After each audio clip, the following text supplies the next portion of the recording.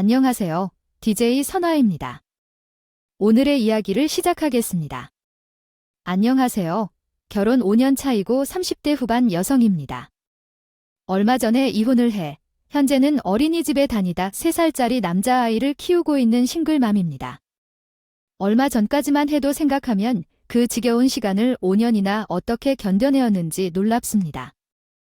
6개월 전으로 이야기가 거슬러 올라가면 저희 시댁은 경제적으로 여유가 있는 집이었습니다. 예전에는 훨씬 잘 살았다고 하던데 시모가 투자를 잘못해서 큰 돈을 잃은 적이 있다고 합니다. 그럼에도 불구하고 시부모는 살 집이 있었고 우리가 결혼할 때 시댁에서 자그마한 집 하나 정도는 해줄 만큼의 여유는 있었어요. 남편이 외동이었기 때문에 그녀의 시어머니의 관심을 많이 받아 자랐고 결혼 후에도 시어머니의 간섭이 많았습니다.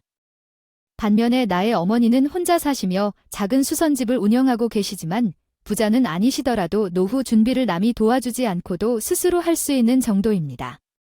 나는 어머니가 혼자 사시는 것이 걱정되어 자주 연락을 하고 때때로 친정을 방문했습니다. 그러나 시어머니는 그런 접근을 기분 나쁘게 여겼습니다. 또 친정에 다녀온 거야? 사람이 그렇게 자주 찾기를 좋아하다니 라고 시어머니는 자주 뭐라고 하셨습니다. 전화도 많이 하고 다시 찾아가려고 하는 이유를 이해하지 못하셨습니다. 드시면 될 텐데 굳이 왜 너가 갈 이유가 있어? 너는 그 정성에 반만 들여서 나한테 잘 해줘봐.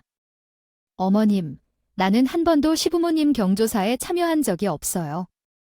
우리 친정 어머님 생신은 챙겨드리지 못해도 시부모님을 소홀히 살린 적은 없어요. 어머님도 다 아시는데요. 경조사 참여하는 것은 당연한 일이에요. 넌 그걸 말했다고 해서 그래 보면 참 웃기네. 신혼집은 우리가 주었는데 그럼에도 불구하고 시부모님을 향해 그렇게 정성을 쏟는 건 알겠어요. 어머님, 또 그 말씀하시는 거지요. 솔직히 말해서 신혼집을 해주는 시부모님은 많아요. 그것도 제가 빚을 진 것도 아니고 어머님이 그렇게 하고 싶어 해서 집을 해주신 거잖아요. 매번 신혼집 얘기할 때마다 저는 죄인이 된 기분이에요. 얘 말하는 거 봐라. 아, 그거야. 집 좀 해준 게 뭐가 대수냐? 이거야. 아, 나 살자고 구한 집이야? 너희 잘 살라고 얻어준 집이잖아. 너는 내가 집 해준 게 고맙지 않은 모양이다. 감사하지 않다는 게 아니잖아요. 매번 집을 핑계로 제가 친정 엄마와 연락하는 것도 만나는 것도 못마땅해 하시니까? 아, 저도 그게 지쳐서 그러는 거예요? 자식이라고는 아들 하나 있어서 집까지 해다 바쳤는데 아들이고 며느리고 감사할 줄도 모르고 난 자식 키운 보람도 없어. 아, 죄송해요. 제가 또 말 실수를 했네요. 어머님 서운하시다면 한 말은 아니었어요. 내가 정말로 그렇게 생각한다면 시댁에 제발 좀 신경 쓰고 전화도 더 자주 해라. 틈만 나면 신혼집 해준 것에 대해 생색내는 시호에게 말했어요. 한 번 했다가 좋은 소리를 듣기가 없었어요. 그러나 저도 지겨웠어요. 친정에 다녀올 때마다 그 신혼집 얘기를 듣는 게 너무 지루했어요. 그래도 시댁에서 제공해주신 집이었기에 입을 다물고 있어야 했습니다. 그러나 이해할 수 없었어요. 친정집에 자주 다녀오거나 연락을 받는다고 해서 시댁을 소홀히 하는 것도 아니었는데 왜 매번 그렇게 불쾌하게 여기시는지 이해가 되지 않았어요. 친정 엄마가 혼자 지내신다는 것을 알면서 딸이 엄마를 걱정하는 마음을 왜 이해하지 못하는지 모르겠어요. 저도 항상 그것이 서운했어요. 아마도 모든 관심을 자신에게 받기를 원하셨던 것 같아요. 그게 얼마나 유치한 일인지 본인만 모르셨던 거죠. 그러던 어느 날이었습니다. 그날따라 친정엄마에게 전화를 걸어도 전화 연결이 안 되더라고요. 처음에는 바쁘니까 그런가 싶었는데 느낌새 하더라고요. 왜 그런 거 있잖아요. 직감적으로 뭔가 잘못됐다는 느낌이 드는 거에다가 엄마가 자꾸만 머리가 아프다고 했던 말이 생각이 나서 저는 걱정되는 마음에 3번이나 전화를 걸었지만 받지 않으시더라고요. 저는 무슨 일이 생겼을 것만 같은 느낌에 무작정 친정으로 향했습니다. 집에 들어갔다가 저는 너무 놀랐어요. 엄마가 거실에 혼자서 쓰러져 계셨던 거예요. 바로 119 구급대를 불러 엄마를 병원으로 이송되었고 엄마는 의식이 없는 채로 병원으로 향했습니다. 뇌경색인 상황이었기 때문에 당장 수술이 진행되었지만 조금 더 일찍 왔었다면 더 좋았을 텐데요. 아직 의식이 없으셔서 당분간은 중환자실에서 상황을 지켜봐야 할 것 같습니다. 의사는 말했어요. 그 자리에서 주저앉았죠. 이런 상황에 처한 것도 무섭고 엄마를 잃을 수도 있다는 생각이 무서웠어요. 마음이 진정되지 않았죠. 선생님, 혹시 엄마가 돌아가실 수도 있는 건가요? 많이 심각한 상황인가요? 솔직히 말씀해 주세요. 현재로서는 아무것도 확신할 수 없습니다. 의료진도 최선을 다하고 있으니 일단은 기다려야겠어요. 제가 당장 남편에게 이 사실을 알렸어요. 어떻게 해야 할까요?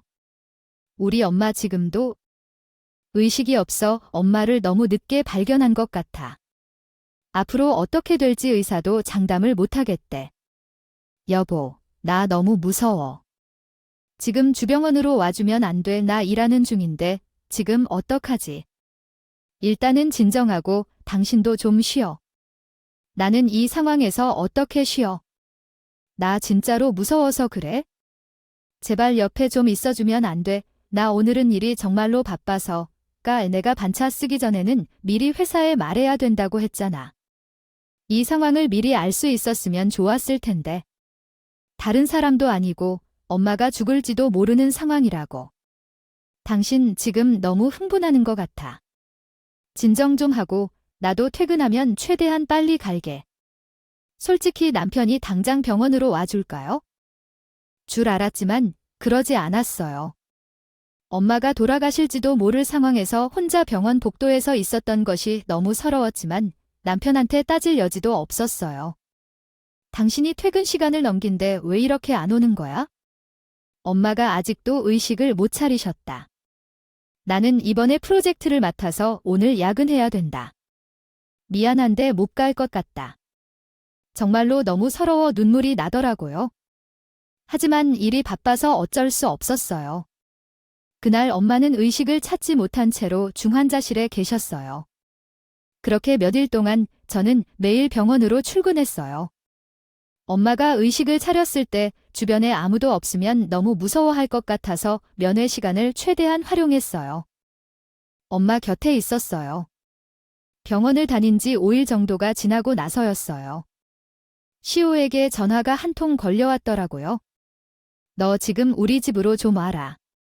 아, 빨리 좀 왔으면 좋겠다. 꿈을 대지 말고 당장 와라. 지금 갈 수가 없어요. 저희 엄마가 쓰러지셔서 중환자실에 계시는데 아직도 의식을 못 찾고 계셔요. 나도 그 얘기 들었다. 치료야. 의사랑 간호사가 다 해줄 텐데 내가 거기 있는다고 사돈이 의식을 차리겠네.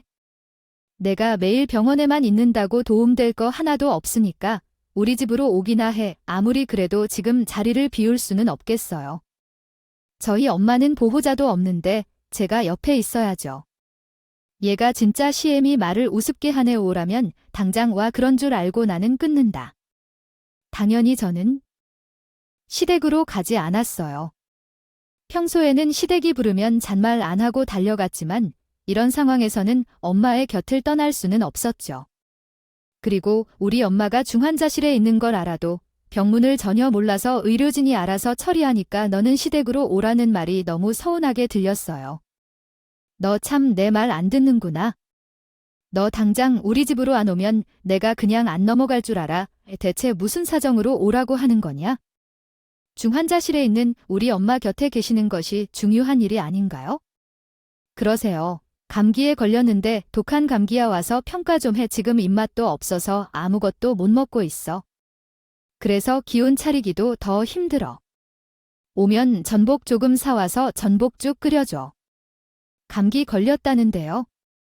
시모의 목소리는 평소와 다를 바 없이 기운이 넘치게 들렸어요. 진짜로 감기에 걸렸다고 하더라도 중환자실에서 아직도 의식을 못 찾은 저희 엄마가 있는데 감기에 걸린 시모가 간병을 하라는 것은 아무리 생각해도 너무하다 싶었죠. 어머님, 아까도 말씀드렸지만 저는 못 가요. 저희 엄마가 의식을 찾았을 때 저 없으면 너무 무서워질 것 같아요. 내가 집을 사줬으니까 나 먼저 챙겨야지. 넌 지금 누가 먼저인지 몰라서 그래?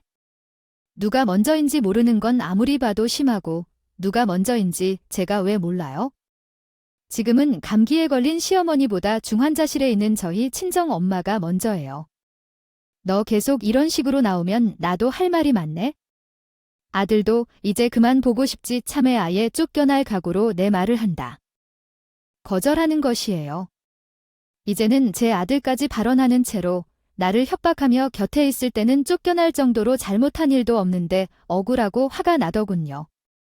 중환자실에 있는 친정엄마 곁에 있다고 제 아들을 못 보게 하고 나를 쫓아내려고 해요. 그게 말이 된다고 생각하세요?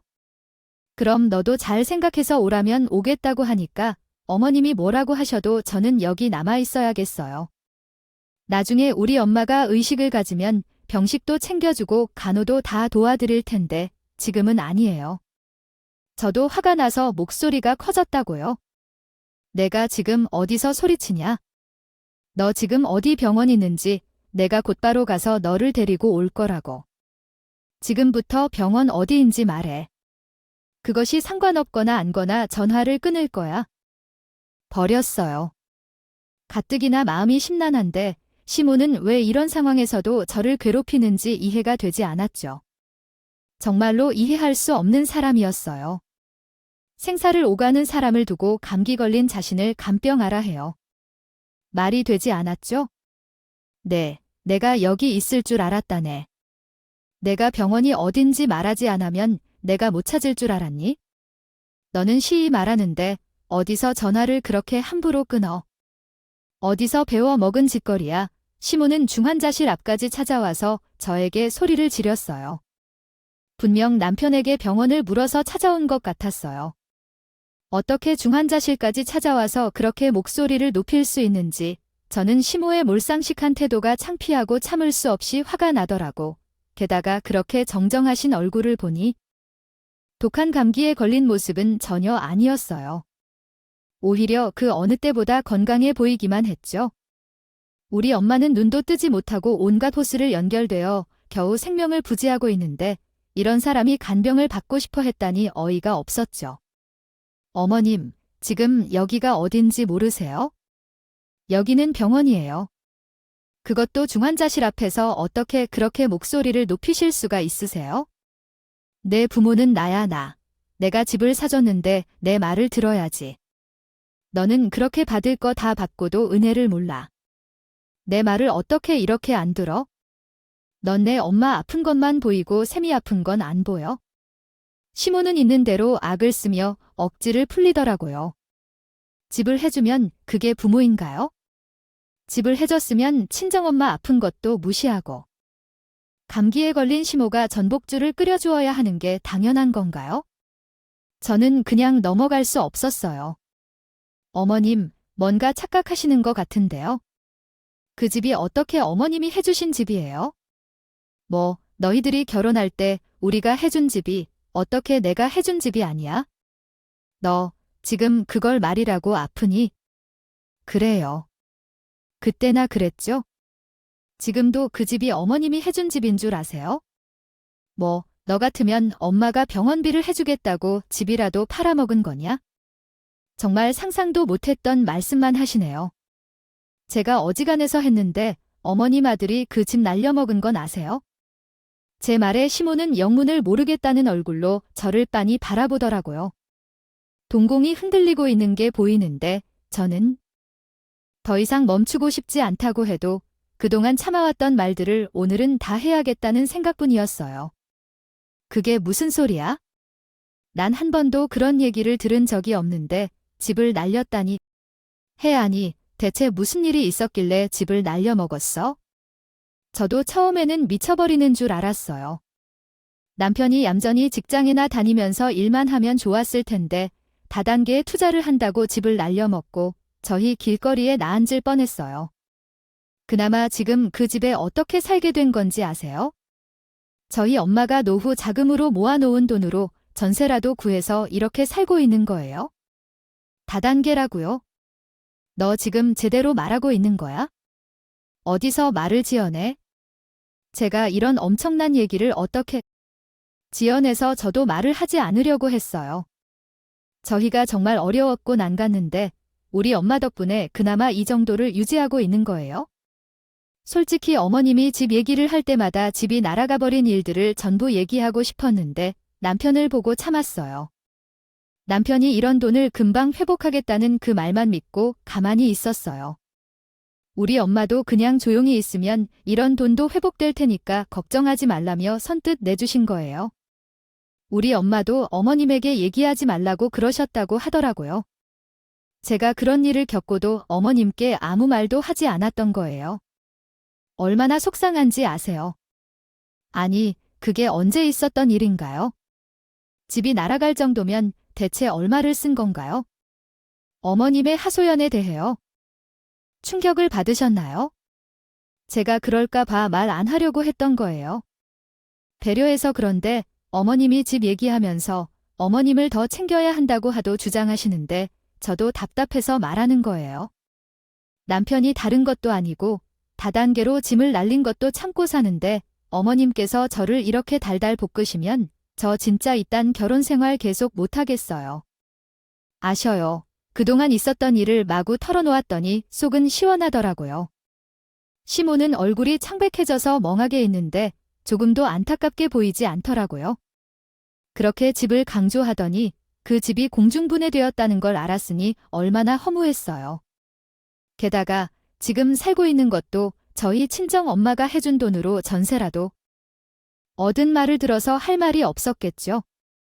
결혼 생활을 더 이상 할 수 없겠다는 건 무슨 뜻일까요? 이혼을 하겠다는 건가요? 아, 내가 얼마나 대단한 일을 했다고 이혼이라는 말을 막 그러냐고. 제가 정상적으로 살아갈 수 있게끔 입에서 막 이혼이라는 말을 내놓을 수 있다고 생각해? 그 집은 나의 집이니까 남편도 쫓아내고 나는 우리 친정 엄마랑 살아야겠어. 자식도 있는데 어떻게 이렇게 이혼이라는 말을 쉽게 내뱉지? 내 아들이 잘못을 저지르더라도 이렇게 갑자기 이혼을 한다고 하니 가만히 있어 봐. 남편을 쫓아낼 거라는 말에 시모가 갑자기 태도를 바꾸더라. 그러더니 안 되겠다는 생각이 들었는지 시모는 갑자기 어딘가에 전화를 걸더라고. 남편한테 전화하는 거였어? 네, 장모님이 중환자실에 있다고. 있다는데 어떻게 한 번에 병원에 안아볼 수가 있느냐. 당장 튀어오지 못해. 아, 저 일하는 중이에요. 갑자기 어디로 오라는 거예요? 그럴 시간 없어요. 내 얘기도 다 들었으니까 엄마 뒤집어지는 꼴 보기 싫으면 당장 튀어와. 시호가 버럭 소리를 지르니 남편이 택시를 타고 병원까지 쏜살같이 달려오더니 말 잘 듣는 아들이어서 아니라 자신의 잘못이 들통났다는 사실에 남편은 많이 놀란 것 같았어요.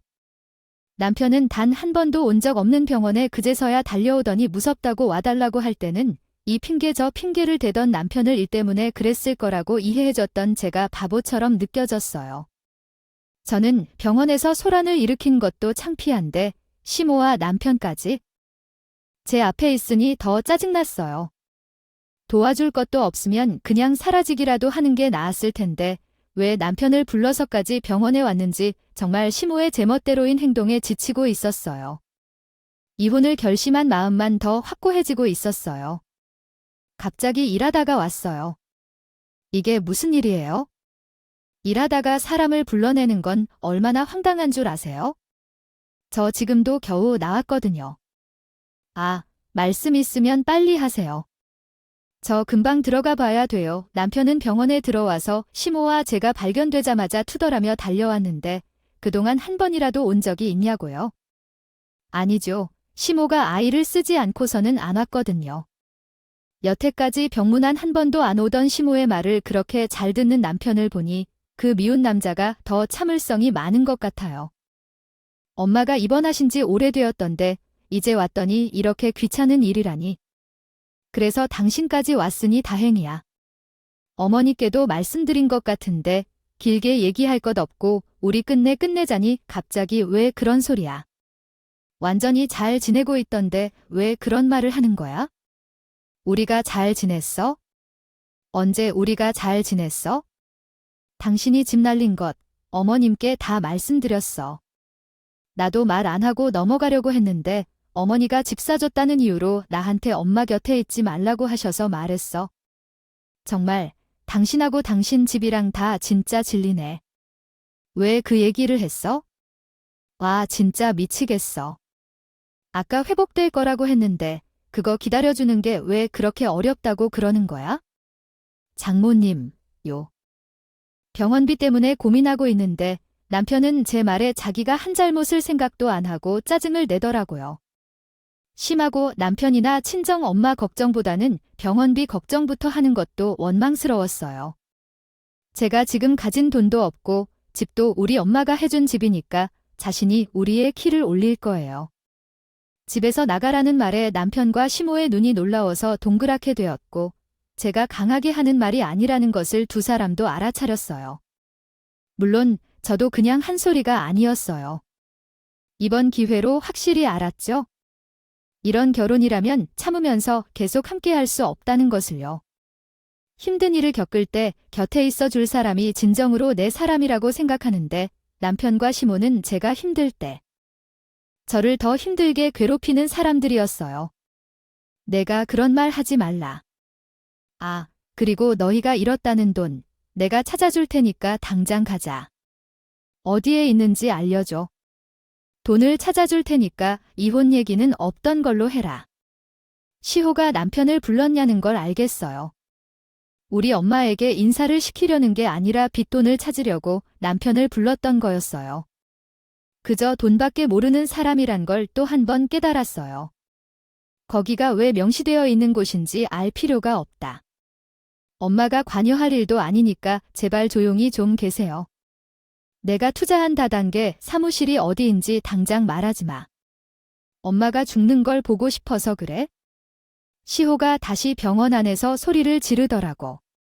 그런 민폐도 그런 민폐가 되겠지? 저는 정말 남편이 이런 사람들인 줄 몰랐어요. 시무라 사실이 밝혀지면 창피해서 견딜 수가 없었어요. 그래도 시무가 버럭 소리를 지르는 것이 통했던 남편은 다시 조용히 앞장서더라고요. 저는 돈을 다시 찾을 수 있을 것이라는 희망보다는 이 두 사람이 어떻게 하는지 보고 싶다는 생각에 두 사람을 따라갔어요. 돈을 찾더라도 못 찾더라도 그만이었어요. 남편과 시모와 함께 택시를 타고 어딘가로 향했어요. 목적지에 도착했는데 나는 한 번도 가본 적 없는 곳이라 낯설기만 했는데 시모의 얼굴에 다시 한번 붉은기가 사라지더라고요. 여기만은 아니겠지, 여기야.